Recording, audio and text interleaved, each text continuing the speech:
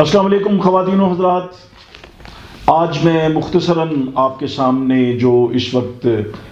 Scenario चल रहा है हमारा सियासी, तो उसमें ये है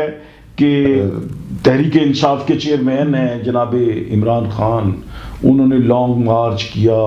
इतनी दुनिया इकट्ठी की, इतने लोग इकट्ठे किए, बहुत बड़े बड़े जलसे किए उन्होंने, बहुत दुनिया आई, इसमें कोई शक नहीं है। भले मतलब उनके मुखालिफिन इसको कुछ कहें, लेकिन यह कि कैमरे की आंख जो है और लोगों की जो देखने वाली आंखें हैं, जो शाहराहें हैं, जो उस वक्त के जो कैमरे की आंख में जो महफूज हैं लम्हात, वो झूठ नहीं हो सकते, वो गलत नहीं कह सकते। और जो तजिया निगार हैं, गैर जानबदार तजिया निगार हैं, वो गलत नहीं कह सकते। गोया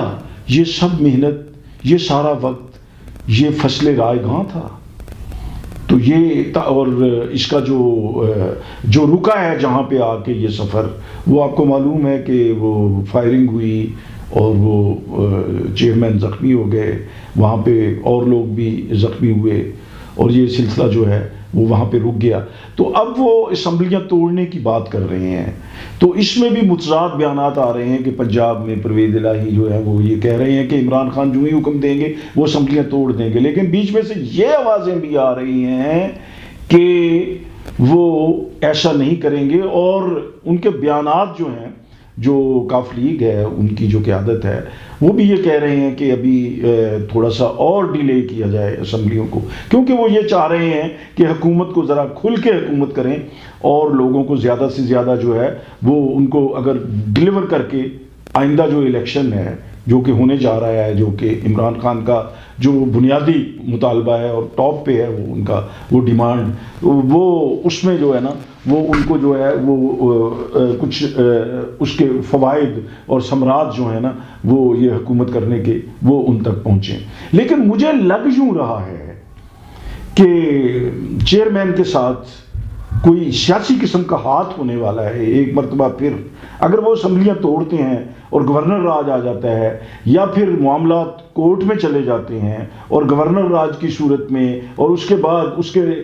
नतीजे में बनने वाली वो जो अबूरी हुकूमतें होती हैं, उसमें भी अगर उनके अपने लोग आ जाते हैं और वो इलेक्शन करवाती हैं, और इलेक्शन अगर गैर जानबदाराना, मुनसिफाना और आज़ादाना नहीं होते, तो उस सूरत में जो मुल्क की मकबूल तरीन पार्टी है, जो भी मुल्क की सियासी मकबूल तरीन पार्टी है, उसको नुकसान पहुंच सकता है। चूँकि ये जो इस वक्त सेटअप चल रहा है 13 जमाती हुकूमत जो बनी हुई है, उसमें वो लोग यही चाहते हैं कि कोई ऐसा सिलसिला हो जाए, कोई ख़जाने में इतना पैसा आ जाए कि वो लोगों को कुछ रिलीफ दे के फिर लोगों के पास जाएं वोट के लिए, ताकि लोग जो हैं उन्हें वोट दें।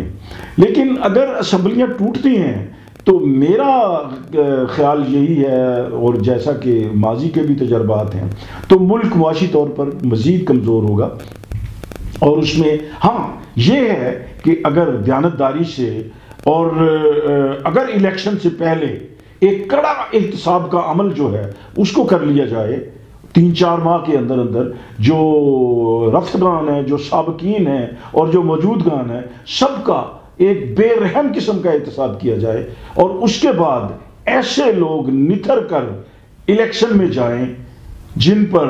ना अवाम उंगली उठा सके, ना इलेक्शन कमीशन उठा सके, और बाकी लोग जो भी जिस भी किसी कसूर में, किसी चोरी में, किसी बदउनवानी में वो मुलव्वस पाए जाएं, उनको नाअहल कर दिया जाए, और ऐसे लोग निखर कर जो हैं वो आवाम के सामने जाएं, जो पाकिस्तान के सही खैर खा हों, जो पाकिस्तान की खिदमत कर सकें। और एक जमात जो अक्सरियती जमात है, 2/3 अक्सरियत लेकर वो इक़्तिदार में आए और वो ऐसी पॉलिसियाँ बनाए जिससे पाकिस्तान की मईशत बेहतर हो सके, जिससे पाकिस्तान में सियासी और जमहूरी इस्तेहकाम जो है वो आ सके। अल्लाह करीम पाकिस्तान को,